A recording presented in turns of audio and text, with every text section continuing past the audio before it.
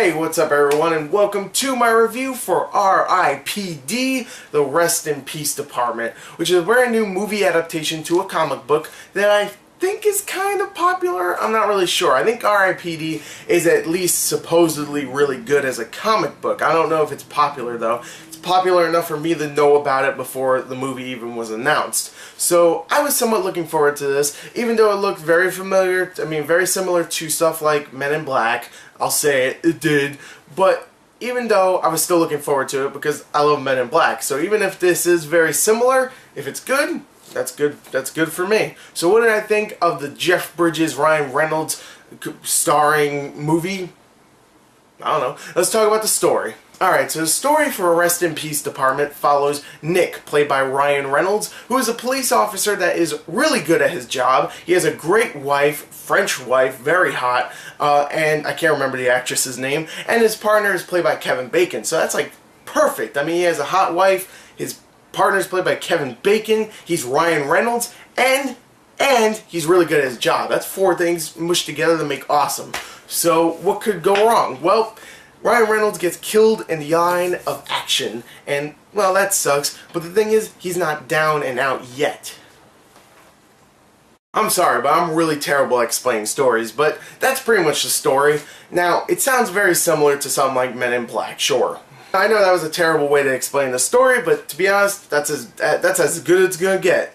But let me tell you this, the story, while it is entertaining, is extremely familiar, and not even familiar in terms of, hey, it's just like Men in Black or something. No, it's very similar to other big blockbusters that we've seen recently. I mean, it follows a very similar structure. You know what's going to happen at the end, in the middle, every little beat in between the middle and the end and the beginning, every beat, you know what's going to happen. You know there's going to be a part where the two partners start to hate each other and don't want to talk to each other, and then they become friends again like 5 minutes later. You know everything that's going to happen. You know the bad guy, you know who he is straight off the bat, there's no twist there, and you know what's going to happen. You know everything's going to be fine at the end. Sorry, spoilers, but it's not really. I mean, you should know this. But the thing is, it was entertaining, even though it was extremely fast-paced. They jumped through stuff really quickly, like the whole Ryan Reynolds being dead thing. He took it very very well, surprisingly. I mean, he's just like, oh, I'm dead. Okay, I'll be a part of the R.I.P.D.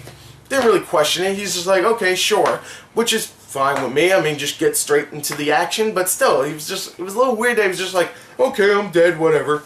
But really what makes the story entertaining for me is the chemistry between the two leads, Jeff Bridges and Ryan Reynolds. Now, I read some reviews where I heard that the chemistry's just not there. It's not there. It's not good. Well, I thought it was really good, and I thought they were both really funny in here. Did a really good stuff with the comedy together, just like, you know, riffing on one another. And I thought a lot of the stuff they were saying to one another and just the other characters was extremely funny. I don't know, I just thought it was very, very funny. It was a very funny movie, and I really like the two leads in this film. Now, while the movie is very funny and Jeff Bridges and Ryan Reynolds are hilarious in this, I did notice that there was a couple of jokes here and there that are very just lowbrow, like, oh, someone farted, or oh, someone threw up, and that's supposed to be funny.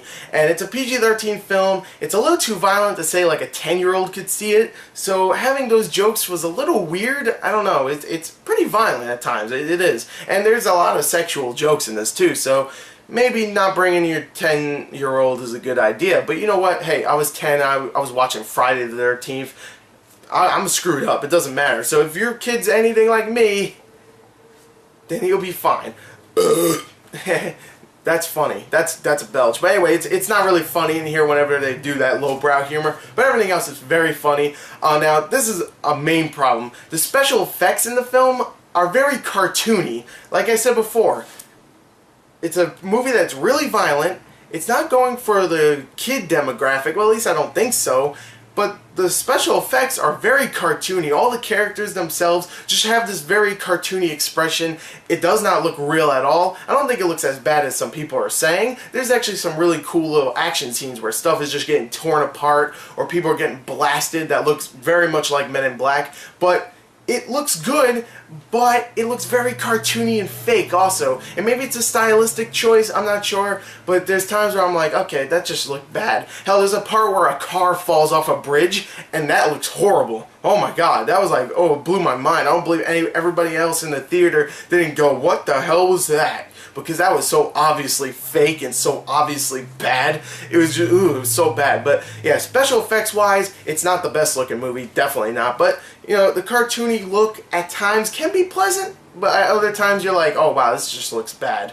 Also, the action, when it gets to it, is pretty good. There's a whole shootout at the end that is pretty fun for the most part, but really there's not too much action here, which is fine with me, because what I really wanted more was the chemistry, all the comedy parts, so whatever. So overall, I know this was a very shoddy review, but you know what? It's a shoddy movie, to be honest. I mean, it's very fast-paced. It goes through a lot of the things. It's very familiar, very similar to a lot of movies. At times, it could be really funny, and I really like the main two characters, and the acting, for the most part, is good. But then I'm like, okay, I know where it's going to go.